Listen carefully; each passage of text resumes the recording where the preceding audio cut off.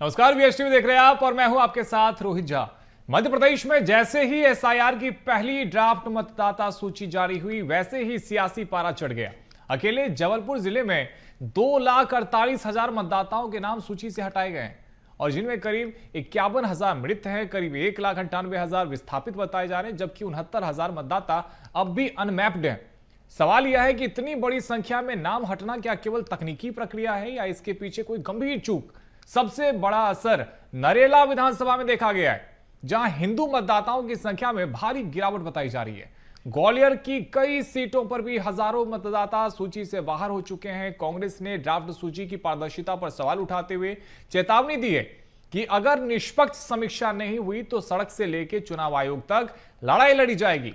अब ऐसे में खूब सियासत हो रही है, अलग अलग सवाल पूछे जा रहे हैं और अलग अलग दावे किए जा रहे हैं, लेकिन जिस तरीके से 42 लाख के करीब आप अंदाजा लगाइए कि ऐसे मतदाताओं के नाम हटाए गए हैं और अब उसको लेकर खूब सवाल उठ रहे हैं। विपक्ष अलग अलग सवाल कर रहा है और एसआईआर की पहली ड्राफ्ट मतदाता सूची पर अब जमकर सियासत हो रही है। तो मध्य प्रदेश में एसआईआर की पहली मतदाता सूची का प्रकाशन हुआ और प्रदेश में 42,74,160 वोटर्स के नाम कटे हैं। मुख्य निर्वाचन पदाधिकारी ने इसको लेकर जानकारी दी और मुख्य निर्वाचन पदाधिकारी ने क्या कुछ कहा है, सुनिए।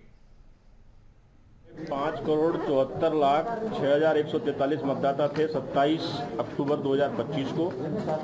आज की तारीख में हमारे 5,31,31,983 मतदाता हैं। कुल 42,74,160 मतदाताओं की कमी हुई है इस एसआईआर के पुनरीक्षण के प्रथम फेज के उपरांत। इसमें जो मृत मतदाता पाए गए हैं वो 8,46,184 है, जो कुल मतदाताओं का 1.47% होता है।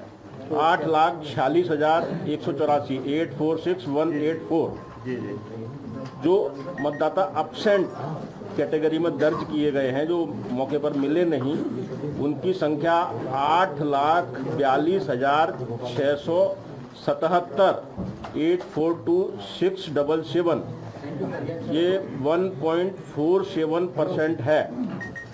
इसके अलावा 1.47, इसके अलावा ऐसे मतदाता जो ऑलरेडी इनरोल्ड श्रेणी में पाए गए हैं वो है 2,76,961। अब मुद्दा एसआईआर है तो जाहिर है कि इसको लेकर के खूब सियासत हो रही है। बीजेपी और कांग्रेस अलग अलग दावे कर रही है, क्या कुछ कह रही है, सुनिए। जो दिल्ली में है राहुल और पप्पू भैया, वो मध्य प्रदेश के नेता प्रतिपक्ष आदरणीय उमंग सिंगार, ये दोनों नेता प्रतिपक्ष समझ में नहीं आए चाहते क्या है। मध्य प्रदेश में नाम कट रहे हैं तो परेशानी है, बम्बई वहां नाम कट जाएं तो परेशानी है। तो ये चाहते क्या है, किसके नाम जुड़े रहें और किसके नाम काटे रहें? आखिर ये अपना शपथ पत्र बनाकर नेता प्रतिपक्ष दे दे निर्वाचन आयोग को कि ये चाहते क्या है, क्या मरे हुए लोगों के भी नाम रहे? मेरा ये कहना है, चुनाव आयोग से भी पूछ रहा हूं मैं आपके माध्यम से, क्या 2023 के विधानसभा के चुनाव में ये वोट नहीं डले? क्या ये वोट डले हैं? हम 32 लाख से हारे हैं और 51 लाख वोटों की हेर फेर चुनाव आयोग का जो एसआईआर हुआ अभी इसमें स्पष्ट हो गया कि 51 लाख वोटों की हेर फेर हुई है। जबलपुर में एसआईआर की पहली ड्राफ्ट मतदाता सूची जारी होते ही सियासत गर्म हो गई है। कांग्रेस ने विशेष रूप से पूर्व विधानसभा सीट से करीब 50,000 नाम कटने पर आपत्ति जताई है। पूर्व कैबिनेट मंत्री और कांग्रेस विधायक लखन घनघोरिया ने बीएचटीवी से बातचीत में कहा है और इस पूरे मामले को लेकर गंभीर आरोप लगाए। तो पहले से थी कि एसआईआर की मंशा क्या है सरकार की, निर्वाचन आयोग की पारदर्शिता निष्पक्षता पे प्रश्न चिन्ह है, ये कांग्रेस शुरू से कह रही है।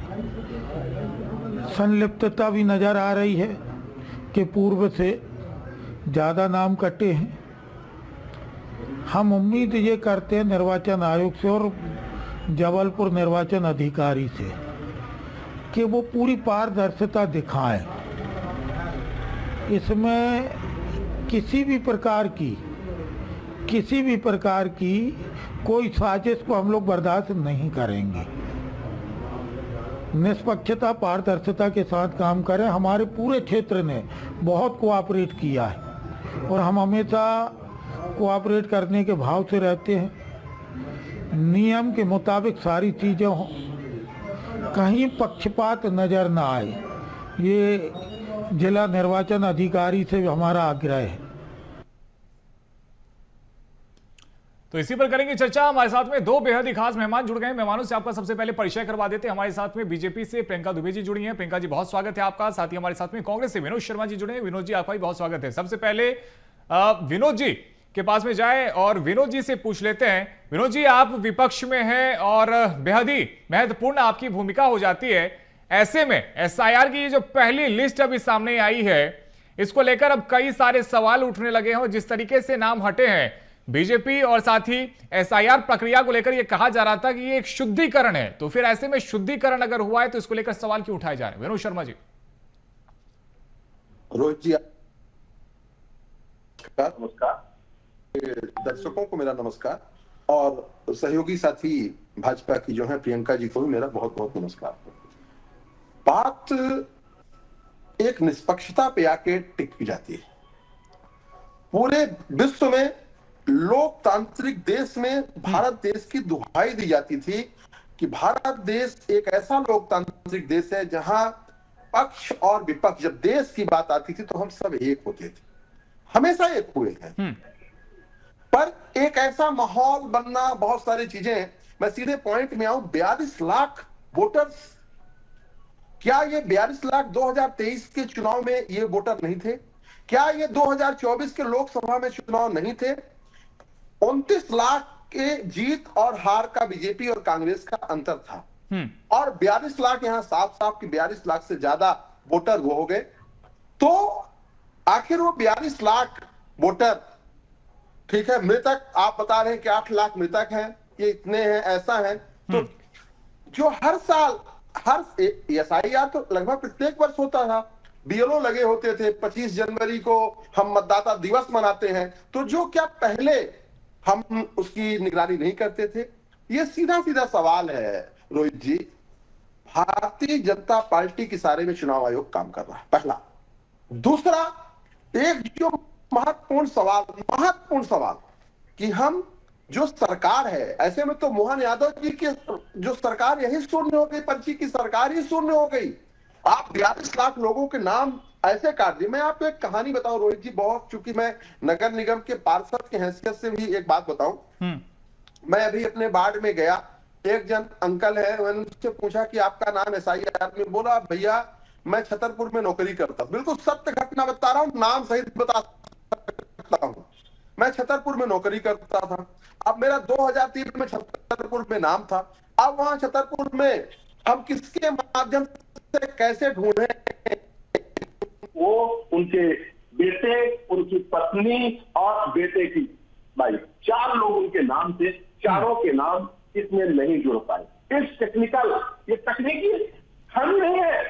देखिए विनोद शर्मा जी, अभी ये फाइनल लिस्ट तो नहीं आई है ना, अभी तो समय दिया जा रहा है और नहीं, अभी तो ये कहा गया है ना कि अगर आपको किसी तरीके की आपत्ति हो, आपको कोई दावा करना हो, आप सुधार की मांग करना चाहें तो आप कर सकते हैं, अभी तो समय है।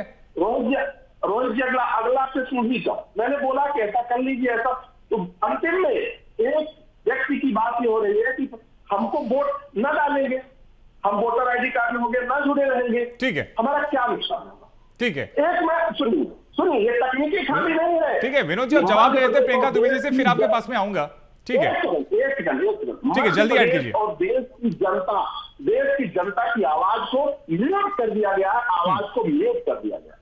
ठीक है, प्रियंका दुबे जी वो ये कह रहे हैं और बड़ा आरोप लगा रहे हैं और वो ये पूछ रहे हैं कि ये जो 42 लाख वोटर्स अभी चिन्हित किए गए हैं, वो इस चीज को लेकर सवाल पूछ रहे हैं और ये ऐसा अंदेशा जता रहे हैं, इनको ऐसा लग रहा है कि संभवतः इसमें से कुछ वोटर्स ऐसे भी हो जिन्होंने 2019 में, फिर 24 में और 23 में उन्होंने वोट भी डाला हो। नमस्कार रोहित जी और विनोद जी को भी मैं बहुत बहुत प्रणाम करते हुए अपनी बात रखती हूँ। उनके अपने अनुभव हैं और वास्तविक तौर पे उनके अनुभव की बात करूं तो जिन लोगों ने रोहित जी बूथ कैप्चरिंग देखी हो, मतपेटियां लुटते हुए देखी हो, 1980 में उनकी राजमाता एनरोल्ड हो जाती है, 1983 में फिर हट जाती है, फिर 1983 अप्रैल में फिर से नागरिकता प्राप्त होती है, तो वो लोग चुनाव आयोग पे सवाल खड़े करने का अधिकार रखते हैं, क्योंकि उन्होंने वो काले दिन देखे हैं जब किस तरीके से आपातकाल लगा करके सबके मताधिकारों को शून्य कर दिया जाता था और अपनी सरकार सबके ऊपर लाद दी जाती थी। तो ऐसे लोगों का सवाल खड़े करना उनकी मंशा अनुसार पूरी तरह सत्य, क्योंकि उन्होंने वो देखा है, उनने चुनाव आयोग को कठपुतली की तरह कार्य करते हुए देखा है, बार बार देखा है, तो वो ये सवाल खड़े करेंगे तो वो उनका अधिकार बनता है। परंतु जो मेरा संविधान कहता है, जिसमें आर्टिकल 324 पूरी तरीके से लिखित तौर पे चुनाव आयोग को अपने अधिकार देता है, आर्टिकल 325, 326, 327 हमें एसआईआर करने की पूरी अनुमति देता है, और 1952 से लेके 2002 तक हम लोग लगातार एसआईआर करते रहे, जिसमें मृत भी हुए, लोग मृत्यु प्राप्त हुई। अब जैसे इन्होंने उदाहरण की बात बताई, आपने देखा यहाँ पर भी रिकॉर्ड डुप्लीकेसी की बात करें तो 2,77,000 के करीबन 0.48% जो है वो रिकॉर्ड डुप्लीकेसी भी पाई गई है, जो एक जगह नहीं, दो तीन जगह पर अपने रिकॉर्ड्स को मानते हैं। इसके अलावा मैं मेरा खुद का बताती हूँ, 2000 में दूसरे का उदाहरण से नहीं, अपने उदाहरण से सीखना चाहिए विनोद जी।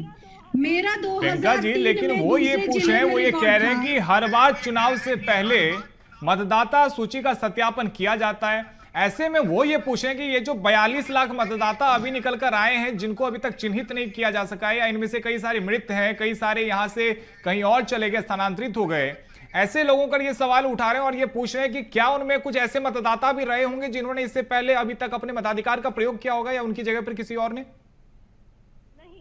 नहीं, आपको ये बात ध्यान रखनी चाहिए रोहित जी कि वोटिंग परसेंटेज भी डाउन होता है। कई बार आपने देखा होगा हमारा वोटिंग परसेंटेज 70, 73%, 77% होता है। 100% कभी वोटिंग परसेंटेज रहा है क्या हमारा? आप बताइए किस जगह पे 100% वोटिंग हुई है? ठीक है, कहाँ 95% वोटिंग हुई है? तो हो सकता है उन्होंने वोट ही ना डाला हो, मताधिकार अपना उपयोग किया हो। ये तो प्रैक्टिकल बात है। बता दीजिए आप कौन सी विधानसभा में, कौन सी लोकसभा में 100% वोटिंग हुआ है, बताइए, एक जगह का भी रिकॉर्ड बता दीजिए, तो मैं मान सकती हूँ कि मृतक ने भी वोट डाला होगा, डुप्लीकेसी वाले ने भी डाला होगा, स्थानांतरित वाले ने भी डाला होगा।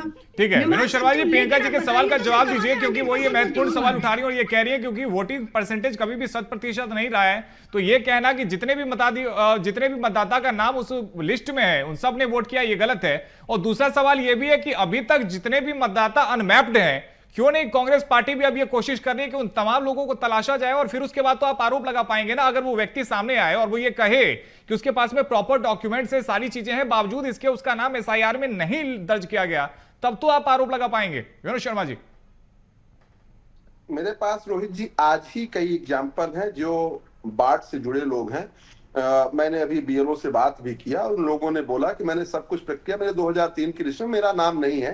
ठीक है, अभी 1 महीने का समय है, वो नाम अपना अपनी जगह में जुड़ेगा घटेगा अलग बात है। बात जिस प्रकार से प्रियंका जी बोल रही है, प्रियंका जी हमने आपके ऊपर आरोप नहीं लगाया है, निष्पक्षता की बात की है चुनाव आयोग। आप बताओ ना रोहित जी, क्यों आधार कार्ड से लिंक नहीं कर रहे हैं? आज भी मैं आपके चैनल में गंभीरता के साथ कह सकता हूं कि विनोद का नाम एक जगह अलग है और विनोद शर्मा का नाम एक जगह अलग है, विनोद कुमार का नाम एक जगह अलग है। क्यों आधार कार्ड से? जब तुम एसआईआर कर ही रहे तो आज तुम आधार कार्ड से लिंक कर देते। आज भी ऐसे बहुत सारे लोग हैं जिनके डुप्लीकेसी नाम भारतीय जनता पार्टी से जुड़े लोग और जो उनके बीएलओ हैं, ऐसे बहुत सारे नाम हैं जो, अब आप सुनिए रोहित जी, जो नाम काटे गए हैं बहुतायत में, वो एससी, एसटी, अल्पसंख्यक, एक विशेष प्रकार के लोगों के नाम काटे गए हैं। कौन है ये विशेष प्रकार के लोग? मैं रीवा से शुरू, विनोद शर्मा जी, कौन है ये विशेष प्रकार के लोग? एससी और यस बता तो रहा हूं, अनुसूचित जात, अनुसूचित जनजात के नाम, जो गरीब हैं, जो मजदूरी करने चले गए और वो अब यहाँ अभी नहीं है, क्योंकि वो आएंगे मार्च अप्रैल में, और जब मार्च अप्रैल में आएंगे, मजदूरी करके आएंगे, तो उनके नाम ही नहीं रहेंगे। और आपको बताऊं, बड़ी गंभीरता के साथ कहना चाहता हूं कि चुनाव आयोग की निष्पक्षता पे जो सवाल उठा है उसको हम चुनाव आयोग पे कहते हैं। भारतीय जनता पार्टी अपने ऊपर ले लेती है। मैं कहता हूं कि हमारे नेता राहुल गांधी जी ने प्रेस कॉन्फ्रेंस करके नेता विपक्ष से गलत बोला तो चुनाव आयोग उनके खिलाफ एफआईआर क्यों नहीं करवा दी?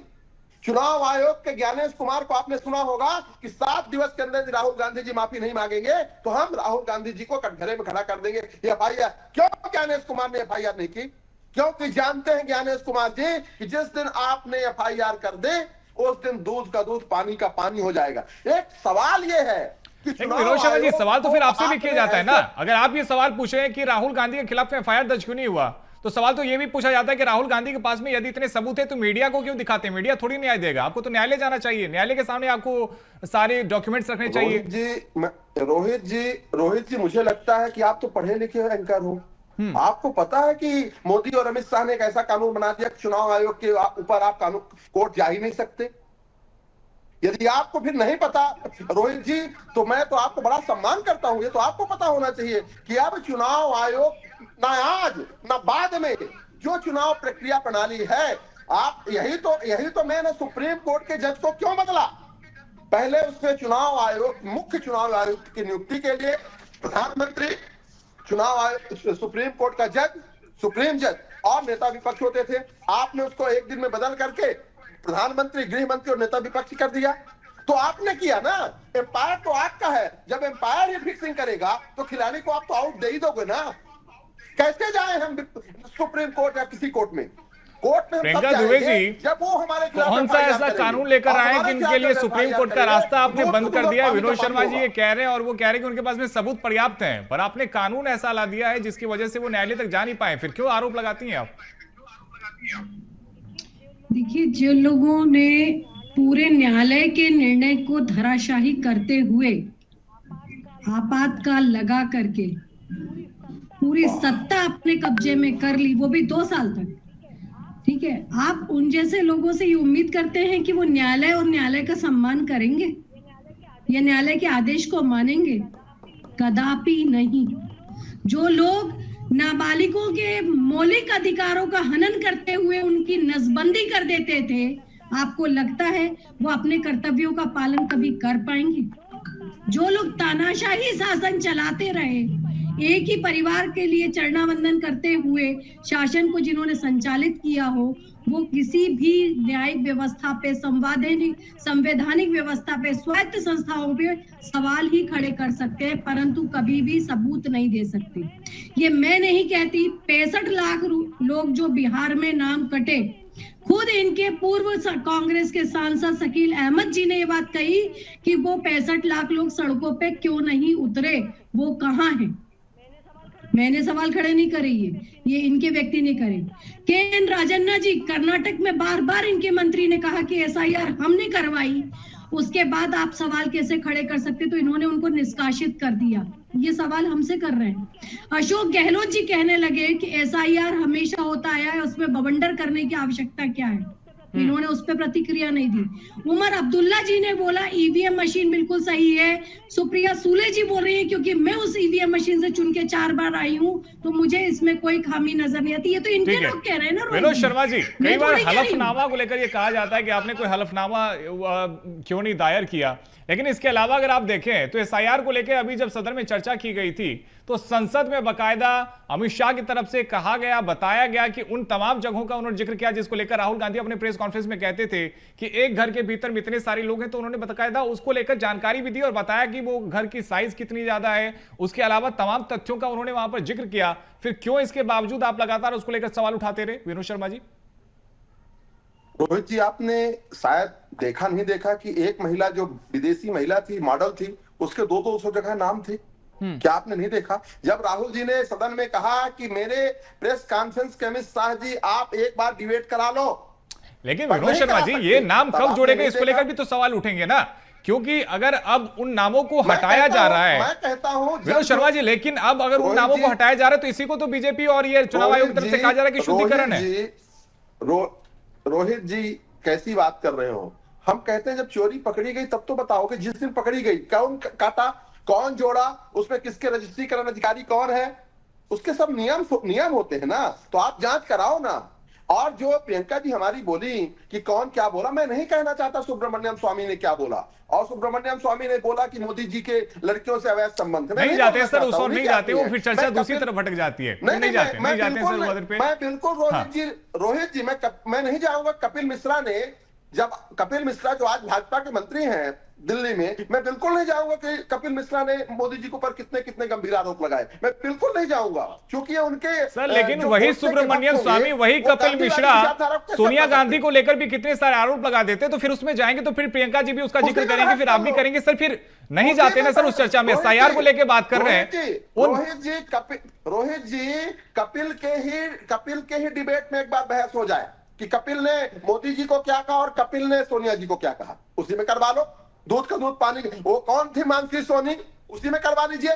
पर बात यह है कि हम सत्य की ओर चलना नहीं चाहते। आज आपको मैं रीवा का उदाहरण बताऊंगा। रीवा में राजेंद्र शुक्ला जी उप मुख्यमंत्री हैं, हमारे रीवा से विधायक हैं, 20,000 से चुनाव जीते और रीवा विधानसभा में 32,000 वोट घट गए। ये 32,000 वोट, चलो तुम्हारी बात सब सही, इसका मतलब राजेंद्र शुक्ला फिर चुनाव हार गए ना, राजेंद्र शुक्ला फिर चुनाव हार गए ना। यही वोट तो 2023 में 2024 में रहे होंगे, आपकी पूरी बीएलओ वही रहा होगा, तो आपने कौन सी सत्ता दी? विनोद शर्मा जी, ये वोटर्स तो 2018 में भी थे, आप 2018 का उदाहरण नहीं देना चाहते। और दूसरी बात ये कि उन तमाम वोटर्स जिनके नाम हटाए जा रहे हैं, आप ये कैसे सुनिश्चित कर देते हैं कि वो तमाम बीजेपी के वोटर्स हैं? अगर वो वोटर्स थे भी, अगर उनके नाम से वोट पड़े भी, वो बीजेपी को ही वोट गई, आप कैसे सुनिश्चित कर रहे हैं? और अगर बीजेपी को वोट जाते थे तो बीजेपी भला अपने वोटों को क्यों हटाएगी, अगर वो ऐसे मतदाता थे जो बीजेपी को वोट कर लेते? तो रोहित जी, मैं यही कह देता हूं कि यही फेक वोट रहे। हो सकता है 2018 में भी सरकार गलत चुनी रही हो, चलो यही बोल देता हूं, पर 2023 की 18 में एक गलत सरकार चुनी गई तो 23 में पर्ची वाली सरकार गलत थी तो मानोगे?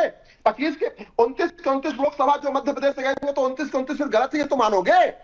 ये भी नहीं मानोगे। लेकिन ये आरोप तो आप लगा रहे हैं ना विनोद जी। मेट गप गप कड़ू थू, ऐसा नहीं चलेगा। ये चीज नहीं होगी कि जो आप, ठीक है प्रियंका जी जवाब दीजिए। वो सब सही, ठीक है, प्रियंका जी ने बहुत शांति से आपके तमाम आरोपों को सुने। प्रियंका जी जवाब दीजिए जल्दी से, समय की कमी हो रही है।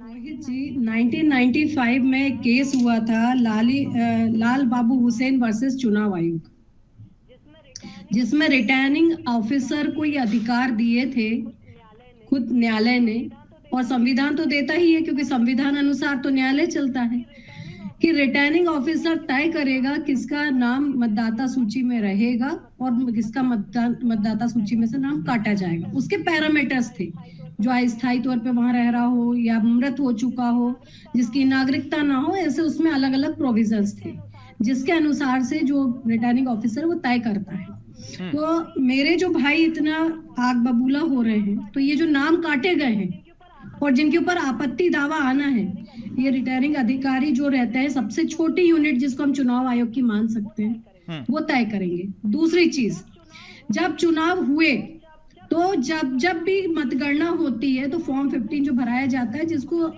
हमारी पार्टी का व्यक्ति भी सुनिश्चित करता है, एजेंट तय करता है, और इनका एजेंट भी उसमें बैठा रहता है काउंटिंग डिपार्टमेंट में, काउंटिंग काउंटर पर। तो काउंटिंग काउंटर पे वो स्लिप दोनों को दिखाई जाती है, प्लस चुनाव का जो अधिकारी एजेंट बैठता है वो भी होता है, 3 लोग वहां उसको वेरीफाई करते हैं। उसके बाद अलग अलग स्टेप्स पे अलग अलग चरणों में मतदाता की काउंटिंग होती है। तो ये जो आज इतने हावले काबले हो रहे हैं, इनके पास मतदाता सूची उस समय भी थी, बूथ के अनुसार थी, काउंटिंग के समय ये बैठे होंगे, इनके एजेंट भी बैठे होंगे, या तो ये स्वीकार करें कि इनके पास एजेंट भी नहीं थे जो वेरीफाई कर लेते, और आज भी इनके पास एजेंट नहीं है जो वेरीफाई कर लें, तो ये वो स्वीकार कर लें, परंतु वहां पर भी पूरी पारदर्शिता रखी गई। ठीक है विनोद शर्मा जी, छोटा सा जवाब, समय की कमी है, 10 सेकंड में जवाब दीजिएगा। कांग्रेस पार्टी के अगला मूव क्या होने वाला, अगली रणनीति क्या होने वाली है, और जो नाम कटे हैं उसमें यदि कोई सही मतदाता था तो उसको जोड़ने के लिए कांग्रेस पार्टी क्या कुछ कोशिश करेगी?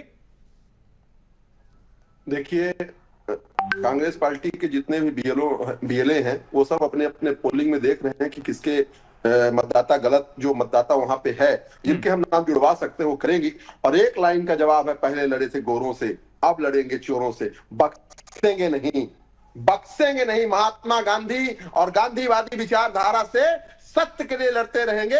और एक दिन राहुल जी ने बोला है कि अपने जो ज्ञानेश कुमार जैसे जो लोग ठीक है। हैं जेल की हवा ठीक खाते है, समय रहेंगे, की हमारे पास में तड़ीपार को कमी है, वापस रुकना पड़ेगा। भेजेंगे। विनोद शर्मा जी आपको बहुत शुक्रिया, प्रियंका दुबे जी आपका, साथी विनोद शर्मा जी आपका हमारे साथ में चर्चा में जुड़ने के लिए। तो देखिए, नई लिस्ट आई है लेकिन उसको लेकर अब सियासत खूब हो रही है, क्योंकि 42 लाख मतदाता ऐसे हैं जिनके नाम काटे जा रहे हैं। हालांकि दावा और आपत्ति करने के लिए अभी भी पर्याप्त समय है, लेकिन कांग्रेस पार्टी अब कई सारे गंभीर आरोप लगा रही है और साथ ही भारतीय जनता पार्टी ये कह रही है कि एसआईआर एक प्रक्रिया, एक शुद्धिकरण है और अगर उसमें किसी को कोई आपत्ति हो तो बाकायदा उसके पास में अलग अलग तरीके से अपनी बात को रखने का उसके पास में पूरा पूरा अधिकार है, अगर कोई वैलिड वोटर है तो। फिलहाल इस चर्चा में इतना ही। खबरों का सिलसिला जारी है, आप देखते रहिए BSTV। धन्यवाद।